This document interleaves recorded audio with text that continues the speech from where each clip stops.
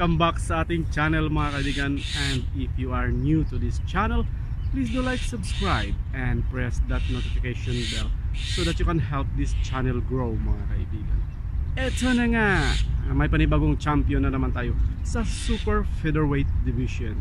Gio Santissima mga kaibigan, panalo sa kanyang hometown fight sa Masbate mga kaibigan, laban sa champion from Thailand, Arnon Yupang mga kaibigan. So napakaganda ng kanilang laban, malakas at saka mabilis dito magbitaw ng suntok ang kanyang kalaban.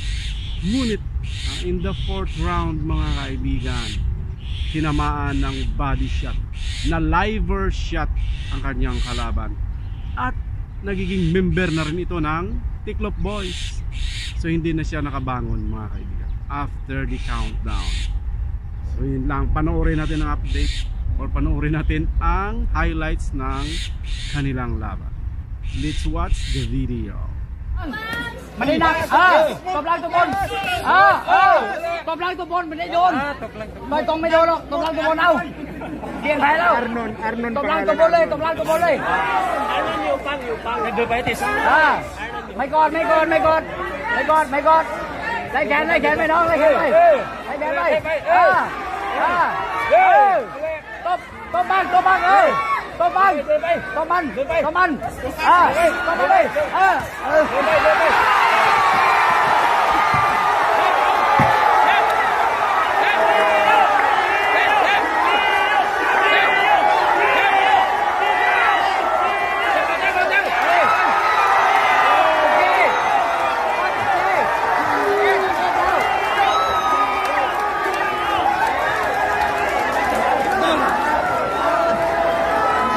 Is the count of 10. Your winner by knockout at 2 minutes and 1 second of round number 4.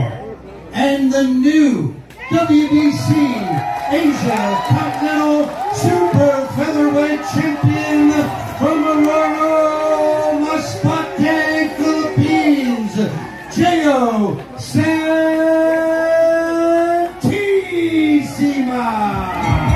There you are mga kaibigan. Ano sa paningin nyo mga kapatid?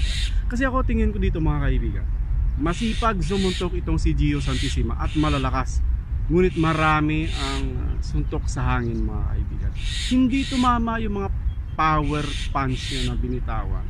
Subuti na lang na figure out niya, nakita niya na open ang budiga ng kanyang kalaban, which is tinamaan mga kaibigan, diba? Ng isang uppercut or straight hook ang tagiliran ng kanyang kalaban, na liver shot ito mga kapatid.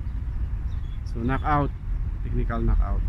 Pero observe ko doon, early 1st, 2nd and 3rd round, ang daming binitawan ng mga power punch itong si Gio Santissima mga kaibigan, pero hindi tumatama, diba?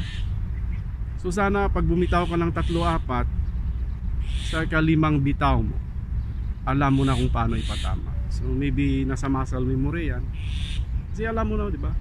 Pag yung footwork mo at yung galaw mo, pag hindi tumama yung ganitong bitaw mo, dapat mag-adjust ka na sa sunod. Pero hindi natin alam kung ano nangyayari, basta importante panalo. Congratulations Gio Santissima, at saka magkakaroon ka na sa madaling panahon ng isang international na laban. So good luck sa sunod mong laban.